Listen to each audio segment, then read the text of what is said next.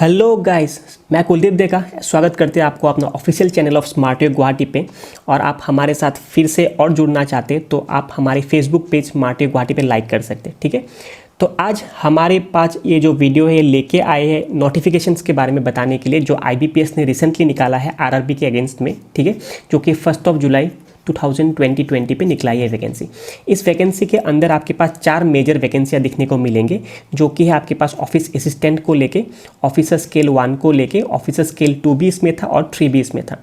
हालांकि 2 वाला और 3 वाला के लिए एक्सपीरियंस का मौजूद होना ज़रूरी है। एक्सपीरियंस इसके लिए आपके पास 2 साल होना चाहिए बैंकिंग सेक्टर में, और इसके लिए आपके पास एक्सपीरियंस होना चाहिए 5 साल in the banking sector as a officer. ठीक है, तो इसलिए मैंने इन दोनों को डिस्क्लोज नहीं किया आज के वीडियो पे। और ये जो मैंने डिस्क्लोज करने की बात कर रहे हैं, इसमें सिर्फ और सिर्फ ऐसे लोग इसमें अप्लाई कर सकते हैं जिसके कोई एक्सपीरियंस नहीं है, या फिर कोई फ्रेश ग्रेजुएट भी इसमें अप्लाई कर सकते हैं। तो आइए वीडियो को और जानते हैं और किस तरह से हम इसको फॉर्म फिलअप कर सकते हैं, वैकेंसियाँ किस किस तरह से है, एग्जामिनेशन प्रोसेस किस तरह से होते हैं, हर चीज़ को डिस्कस करेंगे। ठीक है, तो सबसे पहले अगर बात करें असम पे आपके पास वैकेंसियाँ लाने वाले जो बैंक है, डेट इज असम ग्रामीण विकास बैंक AGVB, जिसको हम लोग शॉर्टली बोलते हैं।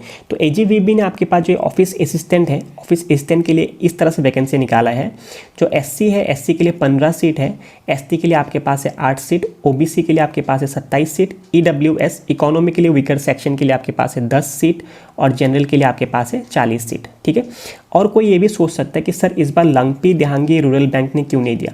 लंगपी देहांगी रूरल बैंक जो है ये भी असम का ही एक बैंक था, जो स्पेशली कार्बी आंगलोंग और डिफू वगैरह के जगह पे काम करता था, डिमा हासाओ वगैरह पे काम करता था। तो इन दोनों मेजर जगह पे ये लोग काम करते थे। लेकिन 2019 पे क्या हो गया, लंगपी देहांगी बैंक और AGVB का एमालगेमेशन हो गया है। और अभी एक्चुअली लंगपी देहांगी बैंक करके बैंक नहीं है, तो ये एमालगेमेशन होने के बाद ये भी AGVB के अंदर ही आता है। तो ये जो आपको ये वैकेंसी दिख रहा है, ये दोनों का एमालगेमेशन वैकेंसी है ये। ठीक है, तो आइए, ये आपके पास था ऑफिस असिस्टेंट के रेस्पेक्ट में। नेक्स्ट आपके पास ऑफिसर स्केल 1 के रेस्पेक्ट में अगर असम की साइड से अगर बात करें, तो AGVB ने निकाला है आपके पास total 18 seat for the SC, ST के पास है 9 सीट, OBC के पास होंगे 32 सीट, इकोनॉमी के लिए वीकर सेक्शन के लिए है 12 सीट, और जनरल के लिए आपके पास है 49 सीट। ये आपके पास ऑफिसर स्केल 1 के लिए है। ये वो दोनों पोस्ट था जिसके लिए एक्सपीरियंस नहीं होने से भी काम बन जाएंगे। ठीक है, अच्छा, उसके बाद अगर सर मुझे फिलअप करना है तो मेरे पास क्वालिफिकेशन क्या होना चाहिए। तो क्वालिफिकेशन जो है आपके पास ऑफिस असिस्टेंट के लिए मिनिमम आपके पास एक बैचलर डिग्री होना चाहिए किसी भी फील्ड में। ठीक है, एक बैचलर डिग्री होना किसी भी फील्ड में, आप इसके लिए फॉर्म फिलअप कर सकते हैं। इसके बाद प्रोफिशिएंसी जो होंगे, ये लोकल लैंग्वेज का प्रोफिशिएंसी होना चाहिए। लोकल लैंग्वेज का प्रोफिशिएंसी किस तरह से, जो भी लड़का या लड़की उन्होंने मिनिमम क्लास 8 तक आइदर आसामीज़ हो या फिर बंगाली हो या फिर बोडो हो, अगर पढ़े होंगे तो आपके लिए ये डायरेक्टली मैंडेटरी हो जाएंगे। इफ़ इन केस सर मैंने इनमें से किसी को भी नहीं पढ़ा तो क्या होंगे, तो आपके लिए एक एडिशनल एग्ज़ाम होंगे 6 मंथ के बाद। सपोज मैंने आज एग्जामिनेशन क्लियर कर लिया, पूरा का प्रोसेस हो गया मेरे अंदर से, तो मुझे 6 महीने के बाद क्या होंगे, एक सिंपल एग्ज़ाम देना पड़ेंगे आइदर फ्रॉम आसामीज़ या फिर बंगाली या फिर बोडो। और आज तक कोई ऐसा हुआ नहीं है, बहुत कम ही बच्चे होते जो फेल होते हैं ऐसे एग्जामों पे। तो 6 मंथ्स का एक टाइम दिया जाएगा, इस 6 मंथ्स के अंदर आपको किसी भी एक लैंग्वेज पे आइदर आपको बोलना, लिखना या फिर समझना आना चाहिए। ठीक है, इसके बाद डिज़ायरेबल होना चाहिए, वर्किंग नॉलेज ऑफ कंप्यूटर होना चाहिए। ये डिज़ायरेबल है, किसी के पास ना हो तब भी चलेगा, फिर भी कंप्यूटर नॉलेज होना थोड़ा सा आपके पास कामदायक या फिर लाभदायक होंगे। इसके बाद ऑफिसर्स के लिए या फिर असिस्टेंट मैनेजर का जो पोस्ट है, इसके अंदर आपके पास क्वालिफिकेशन जो है ये बैचलर डिग्री होना चाहिए, फिर से किसी भी एक डिसाइपल पे। इसके बाद प्रोफिशिएंसी इन लोकल लैंग्वेज होना चाहिए, जो मैंने अभी थोड़ी देर पहले ऑफिस असिस्टेंट के लिए भी बोला हुआ था। फिर उसके बाद डिज़ायरेबल है, ये होने से भी होगा, नहीं होने से भी कोई फ़र्क नहीं पड़ेगा। वर्किंग नॉलेज ऑफ कंप्यूटर आपके पास होना चाहिए। ठीक है, तो ये 3 चीज़ आपके पास होना चाहिए for the qualification under the process या फिर under the recruitment of office assistant या फिर ऑफिसर स्केल 1। ठीक है, अब एज क्राइटेरिया क्या है। अब ऑफिस असिस्टेंट की पोस्ट वो लोग फिल कर सकते हैं जिनका उम्र 18 साल से लेकर 28 साल के बीच का लड़का या फिर लड़की हो। ठीक है, मतलब वो 2 जुलाई 1992 से पहले का नहीं होना चाहिए, या फिर 1 जुलाई 2002 के बाद का नहीं होना चाहिए, मतलब इसके बीच का लड़का या फिर लड़की होना चाहिए।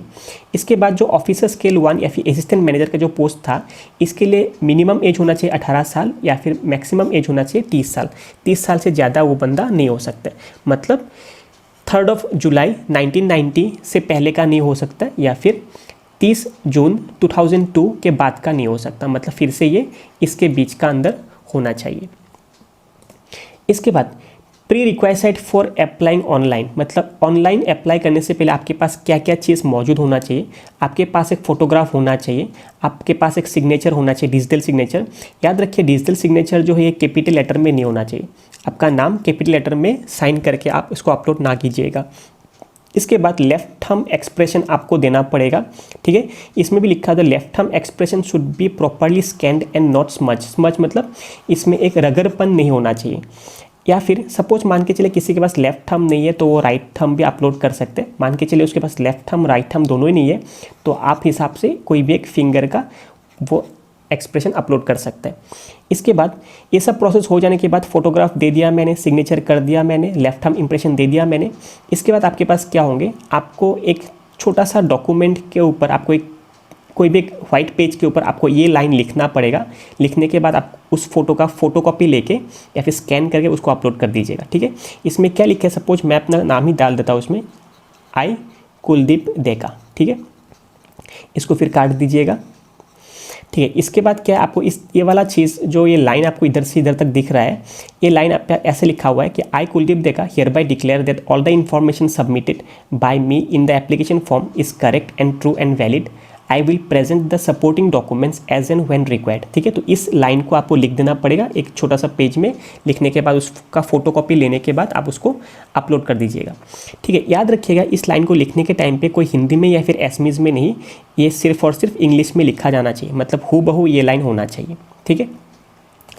इसके बाद नेक्स्ट प्रोसेस, मैंने वो सब अपलोड कर दिया। अपलोड करने के बाद आप आते हैं फॉर्म फिलअप में पैसे डालने की बारी या फिर एप्लीकेशन फ़ी जो होता है। एक एससी या फिर एसटी या फिर पीडब्ल्यूडी कैंडिडेट के लिए जो होता है 175 रुपये होंगे और जनरल और ओबीसी के लिए होंगे 850 रुपये, ठीक है।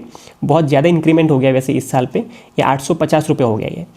At the same point of time office assistant के लिए भी 175 रुपये होना चाहिए आपके पास। एससी का फिलअप का फॉर्म का मतलब जो लिमिटेड फ़ी होता है, एसटी का फ़ी होता है या फिर पीडब्ल्यूडी का फ़ी होता है इतना 175 रुपये, और जनरल और ओबीसी के लिए होते हैं 850 रुपये। याद रखिएगा अगर बंदा दोनों ही फॉर्म फिलअप करना चाहते हैं, कोई बंदा ऑफिस असिस्टेंट का भी करना चाहे और कोई बंदा ऑफिसर स्केल का भी करना चाहे, तो आपको 2 बार फॉर्म फिलअप करना पड़ेगा, ठीक है। एक फॉर्म फिलअप पे आपका नहीं चलेगा, तो आप दोनों पे आप फॉर्म फिलअप कर सकते हैं, ठीक है। मीडियम ऑफ एग्जामिनेशन, आप एग्जाम देने जाओगे तो कौन सी लैंग्वेज में पेपर आएंगे आप चूज़ कर सकते हो, आइदर इंग्लिश में आते हुए पेपर या फिर आप चूज़ कर सकते हो हिंदी में या फिर आप एसमीज में भी पेपर को चूज़ कर सकते हो, ठीक है। प्रोफिशिएंसी इन लोकल लैंग्वेज मैंने ऑलरेडी आपको बोल दिया है, एसमीज, बंगाली या फिर बोडो होना चाहिए आपके पास, लिखना पढ़ना या फिर समझना कैपेबिलिटी होना चाहिए, या फिर आप इन तीनों में से कोई एक सब्जेक्ट पे अगर आपने क्लास 8 तक पढ़ा हुआ है तो आपको वो एग्ज़ाम देने की ज़रूरत नहीं पड़ेगा। अदरवाइज आपको क्या होंगे, ही और she will be given a period of 6 months to learn it later on, ठीक है, जैसे मैंने आपको थोड़ी देर पहले बोला हुआ था। इसके बाद एग्जामिनेशन के जो होते हैं ये 2 राउंड चलेंगे एग्जामिनेशन के लिए, और जो ऑफिसर स्केल होता है उनके लिए इंटरव्यू भी मैंडेटरी होंगे। तो प्रीलिम्स का जो एग्ज़ाम होता है, ये प्रीलिम्स वाला पार्ट का जो एग्ज़ाम होते हैं ऑफिस असिस्टेंट पे कैसे होंगे, रीजनिंग का आपके पास और न्यूमेरिकल एबिलिटी जिसको हम लोग एप्टीट्यूड भी बोलते हैं, इन दोनों ही चीज़ के ऊपर एग्ज़ाम होंगे प्रीलिम्स में, ठीक है। इसमें लिखा हुआ है ऑलरेडी कि प्रीलिम्स का है, ये ऑफिस असिस्टेंट का प्रीलिम्स के ऊपर है और ये आपके पास ऑफिसर स्केल के प्रीलिम्स के ऊपर है। आप दोनों पे देख सकते हो, इसमें भी रीजनिंग है, इसमें भी न्यूमेरिकल एबिलिटी है, इसमें भी रीजनिंग ही है, न्यूमेरिकल एबिलिटी भी इसमें ही है, ठीक है। अब देखो इसमें अगर देखा जाए तो ये नंबर ऑफ क्वेश्चन रीजनिंग के कितने होंगे, 40 होंगे और 40 नंबर होंगे, मतलब हर क्वेश्चन के लिए 1-1 नंबर। न्यूमेरिकल एबिलिटी के भी फिर आपके पास 40 क्वेश्चन होंगे और 40 नंबर होंगे। तो इस तरह से आपके पास 80 नंबर के ऊपर एक क्वेश्चन पेपर आएंगे जिसको आपको तय करना पड़ेगा at a stipulated time of 45 minutes, ठीक है। तो 45 मिनट के अंदर आपके पास 80 नंबर के पेपर को सॉल्व करना पड़ेगा। इसमें से जो मिनिमम कट ऑफ होंगे वो जाएंगे अगले स्टेज मेंस की तरफ। सेम प्रोसेस आपके पास ऑफिसर स्केल 1 के लिए भी है, इनमें भी आपके पास रीजनिंग के लिए होंगे 40 क्वेश्चन और आपके पास एप्टीट्यूड के लिए होंगे 40 क्वेश्चन, फिर से 40 नंबर और 40 नंबर, ठीक है। तो टोटल आपके पास 80 नंबर का होंगे at the same point of time, फिर से ये 45 मिनट्स के ही क्वेश्चन पेपर होंगे आपके पास। याद रखिएगा और एक चीज़, इसमें एक निगेटिव मार्किंग भी है, निगेटिव होंगे 0.25 मार्क्स, ठीक है। 0.25 मार्क्स निगेटिव मार्किंग भी होता है इसके अंदर। इसके बाद जो कट ऑफ को क्लियर करेंगे प्री में तो वो जाएंगे मेंस की ओर, ठीक है। तो मेंस में क्या होंगे, मेंस में आपके पास जो रीजनिंग होंगे मेंस में 5 टॉपिक होते हैं, पहले बता दूं आपको मैं। मेंस में आपके पास 5 टॉपिक होते हैं। एक आपके पास रीजनिंग, सेकंड आपके पास कंप्यूटर नॉलेज, थर्ड आपके पास जो होंगे जनरल अवेयरनेस या फिर जीके वाला पार्ट, थर्ड आपके पास जो होंगे ये जीके वाला पार्ट या फिर जनरल अवेयरनेस जिसमें करंट अफेयर्स और आपके पास जो फिनेंशियल अवेयरनेस वाला पार्ट होता है। फोर्थ आपके पास जो होता है ये इंग्लिश हिंदी में से किसी एक को लेना पड़ेगा। अगर मैंने इंग्लिश ले लिया है तो आपके लिए हिंदी लायबल नहीं होंगे, ठीक है। तो अगर फिफ्थ आपके पास फिर से क्या होंगे, न्यूमेरिकल एबिलिटी होंगे। अब रीजनिंग की बात करें, रीजनिंग में आपके पास मेंस में 40 क्वेश्चन होंगे और उसमें 50 नंबर होंगे, ठीक है। कंप्यूटर वाला पार्ट में आपके पास 40 क्वेश्चन होंगे, हर क्वेश्चन में हाफ नंबर होते हैं कंप्यूटर में, और आपके पास 20 मार्क्स होंगे, ठीक है। इसके बाद जीए वाला पार्ट में होंगे फिर से 40 क्वेश्चन और 40 नंबर होंगे इसमें। इसके बाद इंग्लिश वाले पार्ट में फिर से 40 क्वेश्चन होंगे और 40 नंबर होंगे आपके पास। फिर उसके बाद न्यूमेरिकल एबिलिटी जिसको हम एप्टीट्यूड बोलते हैं, उसमें 40 क्वेश्चन होंगे, 50 नंबर होंगे। तो इस तरह से 200 नंबर के एक पेपर होंगे, 2 घंटे के अंदर आपको करना पड़ेगा। ये सेम प्रोसेस के अंदर आपके पास ऑफिस असिस्टेंट के लिए भी इतना होंगे, ऑफिसर स्केल 1 के लिए भी इतने ही होंगे, ठीक है। सेम प्रोसेस है इसमें। और आपको लिख दिया है मैंने आइदर 4.A या फिर 4.B में से कोई आपको लेना पड़ेगा एज ए सब्जेक्ट। तो देख सकते हैं ये जो 4.A है आपके पास इंग्लिश और हिंदी में से था, इस पे भी आप देख सकते इंग्लिश और हिंदी में से था। कोई बंदा हिंदी लेगा तो उसके लिए इंग्लिश मैंडेटरी नहीं होंगे, ठीक है। अब इंटरव्यू पे अगर बात करें, इंटरव्यू जो आपके पास है ऑफिसर स्केल 1 के लिए सिर्फ इंटरव्यू होंगे, ठीक है। आपके पास जो ये ऑफिस असिस्टेंट वाला ये जो पोस्ट होता है इसके लिए आपके पास इंटरव्यू नहीं रहेंगे। इसके बाद प्री का पेपर कहाँ पे होंगे, आप आसाम के कोई लोग होंगे तो उसका प्री का पेपर देने के लिए सेंटर आप डिब्रूगढ़, गुवाहाटी, जोरहाट, सिलचर और तेजपुर में से चूज़ कर सकते हैं। हालांकि मेंस का एग्जाम सिर्फ 2 ही जगह पे होता है, एक आपके पास गुवाहाटी में और दूसरा आपके पास सिलचर में, ठीक है। नेक्स्ट आपके पास एग्जामिनेशन शेड्यूल किस तरह से होंगे। जैसे कि मैंने बोला कि ऑलरेडी इसका फॉर्म फिलअप शुरू हो गया है, ये 1 जुलाई से फॉर्म फिलअप शुरू हो गया और 21 जुलाई तक चलेंगे, ठीक है। फीस पेमेंट का टाइम भी आपके पास 1 जुलाई से लेकर 21 जुलाई के अंदर ही आप फीस पेमेंट आपको करना पड़ेगा।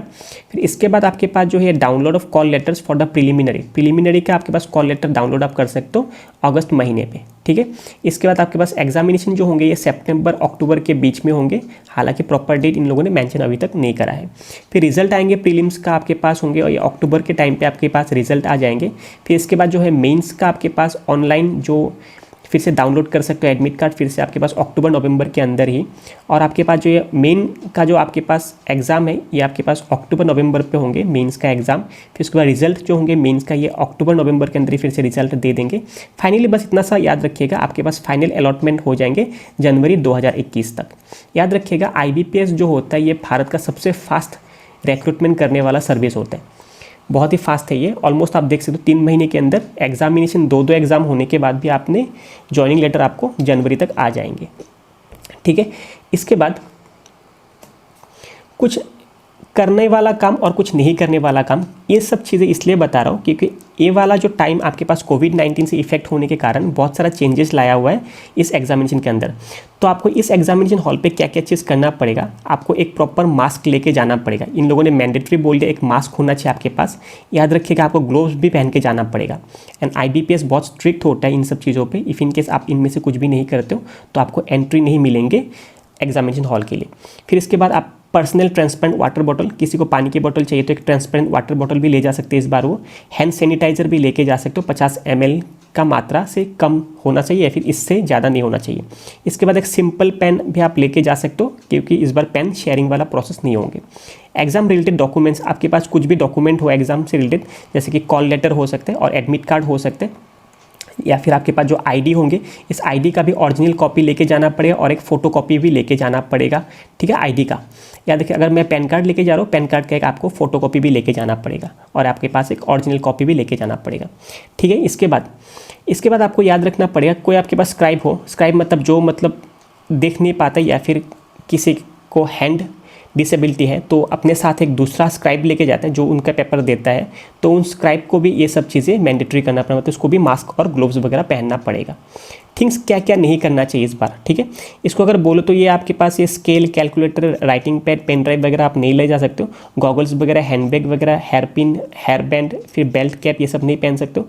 लड़कियों के लिए आपके पास जो ईयरिंग्स, नोज पिन वगैरह, नेकलेस वगैरह, पेंडेंट वगैरह, बैज वगैरह ये सब नहीं लगा सकते हो।